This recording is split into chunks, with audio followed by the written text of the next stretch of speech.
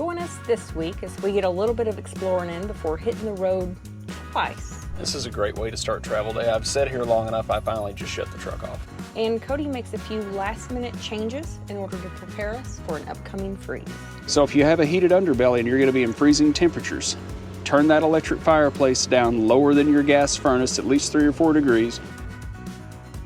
But first, we left you in the southeastern corner of Oklahoma, getting ready to hit the road. We have a little under a couple hours to drive today.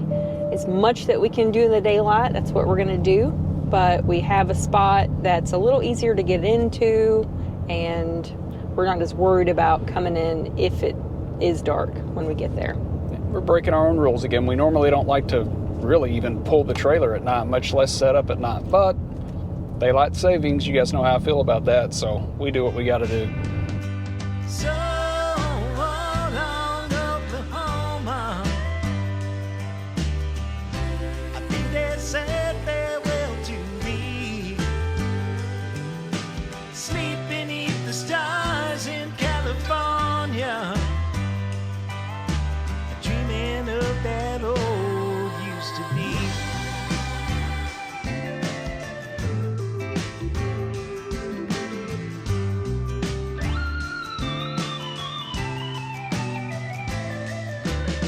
Check out that truck. We bounced over to Texarkana, Texas. We're only here for one full day. Two. But there is one thing down here I wanted. It's a photo op. May not be as exciting to most, but I've been excited about it. It's a post office on the state line of Texas and Arkansas.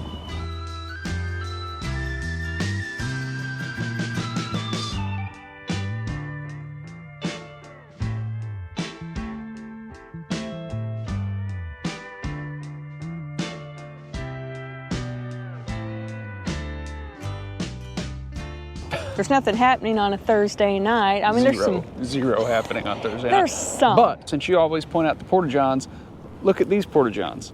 This looks like a fake brick RV. Look, it's got little RV door handles. They're locked. And they're air conditioned. I mean, it's not clean on the inside. Well, go on and let us know how your experience. I don't need to go. We are here in the Rail Yard Entertainment District. And what that means is this little yard here. You have some live music that goes on here in the nearby blocks. There are some restaurants and pubs and things happening right now, but that's about it. That's about it. We don't need to eat out anymore. No, we've done enough of that, and Thanksgiving's next week, so. It's that time of year, we can't decide what to do in the RV. We have the heaters blasting at one point. We have windows open shortly after. We have a fan going. Sometimes we have to kick the air on, not often.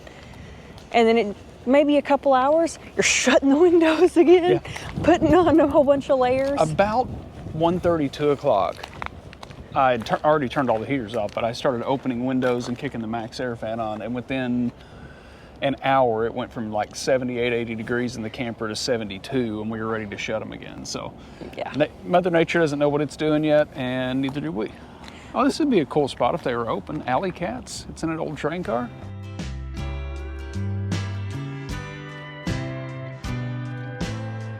We're going to show you some things to try, and you can let us know. Yeah. Have you been here? How it went. Did you come here when the town's open? Hey, I got my photo op. I'm happy as pie. How do you think Eris would react to a kitty? She would not react well, and I wasn't planning on taking it home. I just wanted to pet it. Kitty. But it's not having none of me.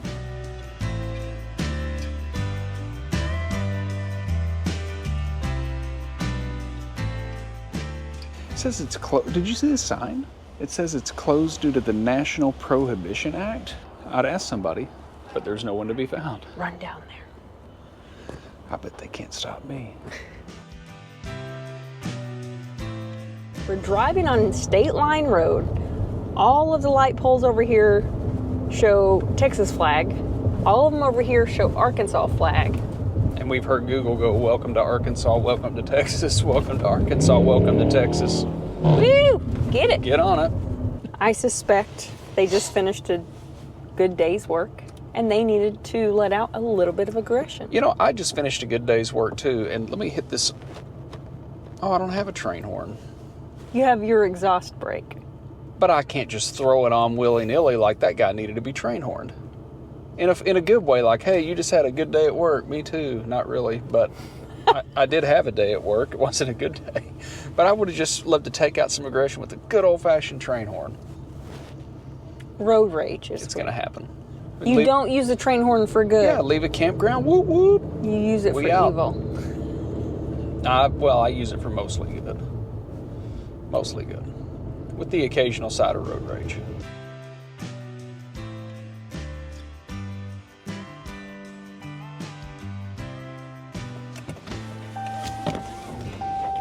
This is our last day in Texarkana, since this was just a quick stop off for us before we head back home for Thanksgiving. Have a few more errands to run before we do that. I just don't want to be running around when the kids get there and we're close to family. But before I do that, I'm going to go do something for myself. This sort of thing may be boring to a lot of people. And I can only do so much, kind of like museums. You can only do so many museums. I kind of like these. It brings you back to a different time.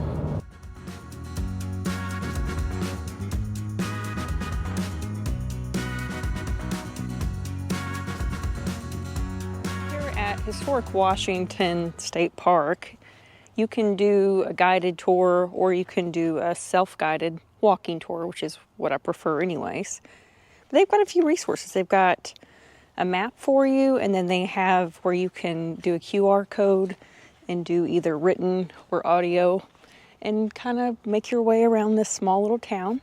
Washington is a population of 180 people. I know. So you can kind of make your way around and see the different sites and then read the history on them. They do a pretty good job with it. For example, this is a house from 1856. He was a Freemason, so I'm going to assume these are some of his tools. You can wander the property a little bit. It is all free or by donation. The courthouse itself is beautiful. It looks like they're doing some construction upstairs, but that is from 1874 to replace the previous courthouse.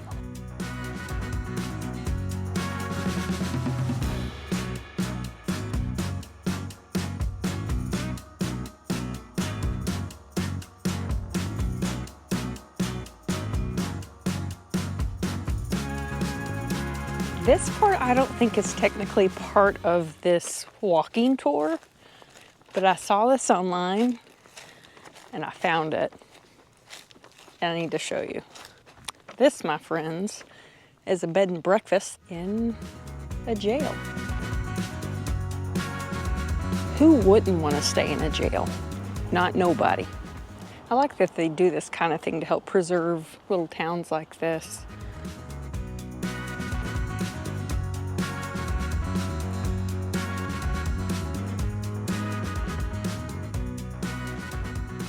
I struck out on my propane at Tractor Supply. Something about the Railroad Commission has not hooked them back up. And I asked, is that kind of this is the second time I've struck out around here for propane. And I said, is that an issue? She said, I don't know. So I don't know what that means, but we're gonna have to try somewhere else for propane. Tractor Supply is just kind of a default. And maybe we just wait until tomorrow when we're back home where I know where I'm going to. I got a bucket because Cody is gonna smoke a turkey and his turkey is amazing. So we're gonna use this for the brine. Got a few other things I needed and some I didn't necessarily need, but it was clearance. I mean, is that not adorable? Okay, I gotta go home. Let's go. Oh, I hate this little section in a dually. Oh my goodness.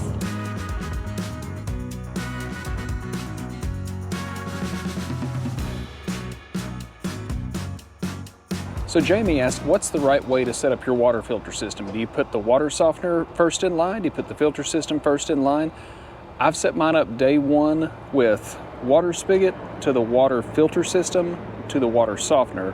But it made us think, are we really doing it right? So we reached out to Blue Tech and just asked the question, and they came back and said, in most circumstances, yes. In most circumstances, you're going to want to put the water filter system in first so that keeps harsh sediments and stuff like that out of the water softener and should expand the life of it and should extend the interval of how often you have to regenerate it.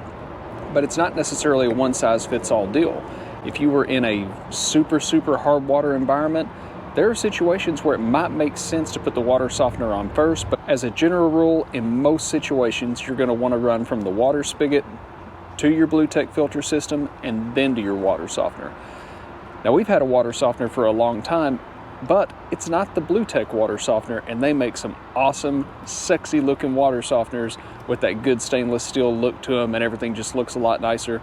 So maybe in the future, maybe if somebody wants to get me one for Christmas, hint, hint, Angela, but it should apply to most circumstances. So we just wanted to follow up on that comment. Thanks for asking that question, because it made us ask a question and now we know we're doing it right.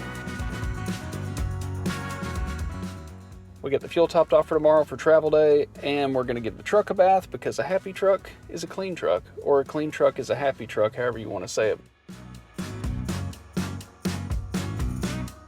I think Old Smoke feels a little bit better, but I wasn't going for perfect, I was just going for better, and better is what we got.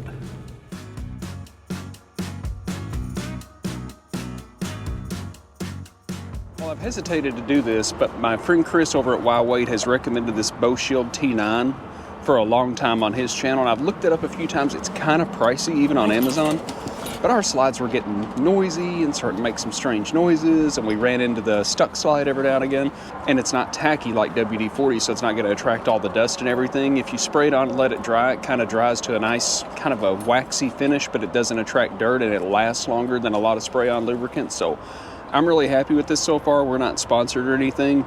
They were getting really noisy. We think that they'd get better. We'd think that we had it fixed, and then they'd start squealing again. So this has been nice. The last 3 slide outs and slide ins.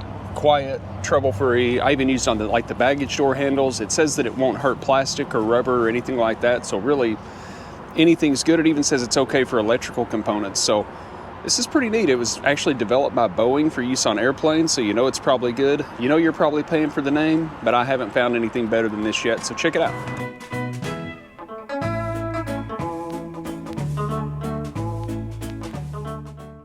This is a great way to start travel day. I've sat here long enough, I finally just shut the truck off. What's funny is we had to come one direction to turn around and go the other way just due to construction. We went 2 miles southeast. We haven't even made it the 2 miles back northeast, and we've been on the road for about 20 minutes, roughly. The good news is we only have a few hours to ride, and we're going somewhere where we're familiar, so we're not going to rush.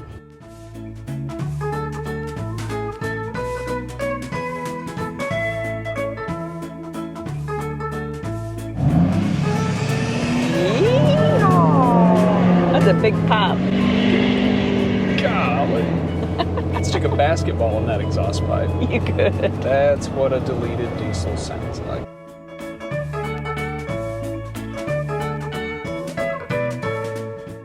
Fun fact, not this mountain range, but the range right behind us that you can see in the rear view is Rich Mountain, which is the second highest point in Arkansas next to Mount Magazine. Which we've been to Mount Magazine, but we haven't been to Rich Mountain. Correct. Rich Mountain is actually where Queen Wilhelmina is at. We have been there, we just didn't know it.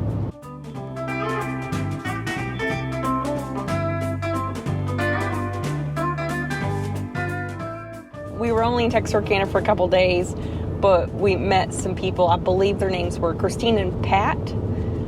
We really enjoyed visiting with them. That's always kind of the fun thing. We made them late for leaving, but it's worth it, right? Super cool people, and they're from Canada, and he had just retired. Congratulations on your retirement, Pat, and thank you for the super cool gift, something I'll carry with me always. as a good remembrance of our travels. Just really cool people, but they were coming down from Canada going out to Arizona. He just retired, so this is their first big trip, and they had a reflection like us, and we chit-chatted about bike racks and travel and things. It's just always nice to get to know people out on the road. It didn't work out on this trip, but there is a very popular drive from Tallahena, Oklahoma to Mena, Arkansas.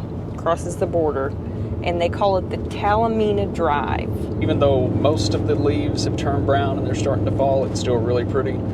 And we're back in the hills, and Old Smoke is loving the hills, and I'm loving Old Smoke in the hills.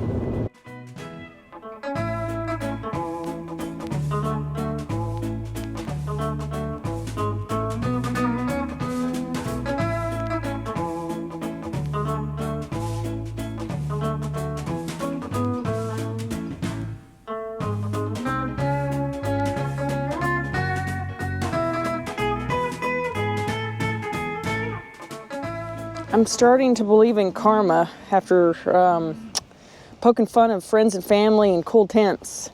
It's getting us. It's getting us here in Arkansas. The last few days have been absolutely beautiful for right here the week of Thanksgiving. It's coming.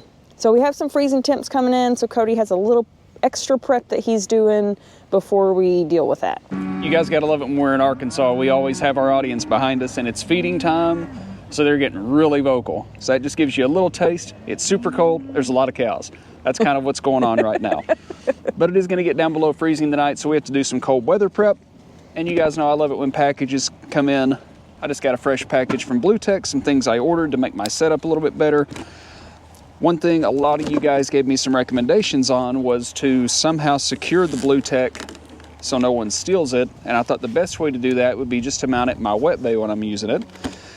And I just kind of had to have some more of these stainless steel hoses so that I can do all this effectively. These are not cheap, but they are the best in my opinion. So it's worth paying for stuff if it's nice and shiny and sexy and lasts forever. So I'm going to go hook this up in the wet bay so my Blue Tech doesn't freeze tonight. It's out of control. We'll put the water softener inside so it doesn't freeze tonight since we have the heated basement. Just a little bit to weatherproof ourselves. Of course, we'll be unhooking the hose on the outside so nothing freezes up. We've got about 6 hours of below freezing temps coming our way, so we got to get ready.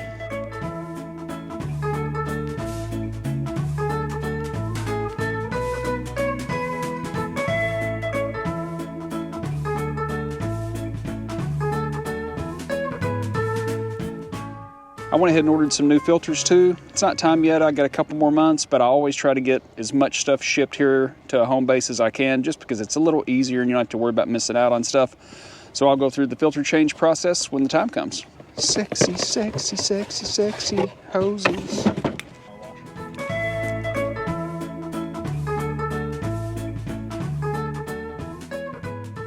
So now it's cold outside. I run my main Blue Tech hose up through here. For starters, we're going to go out of the filter into the water softener. Then we're going to go from the water softener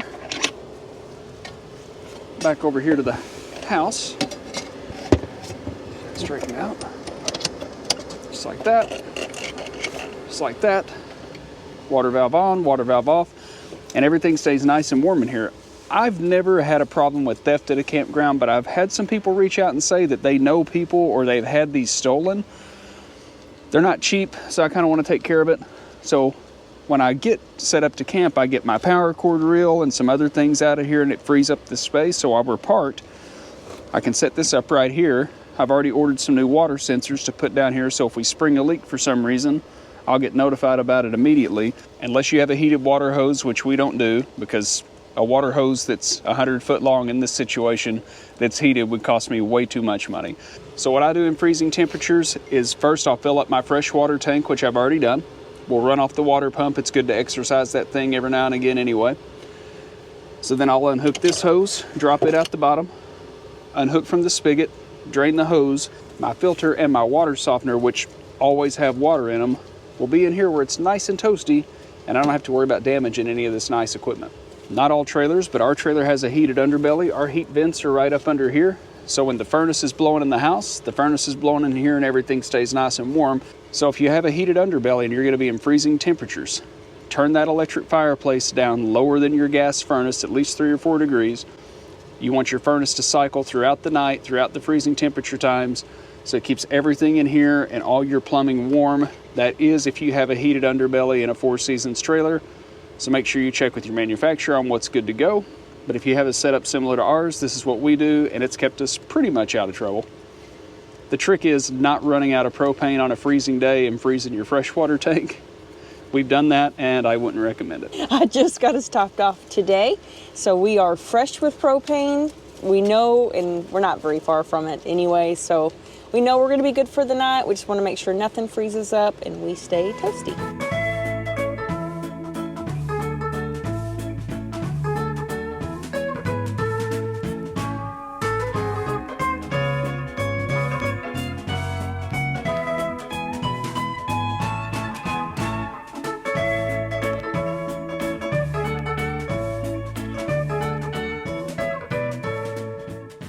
All right, guys, I've had about all this cold weather I can stand. I'm going to go get inside where the furnace is running.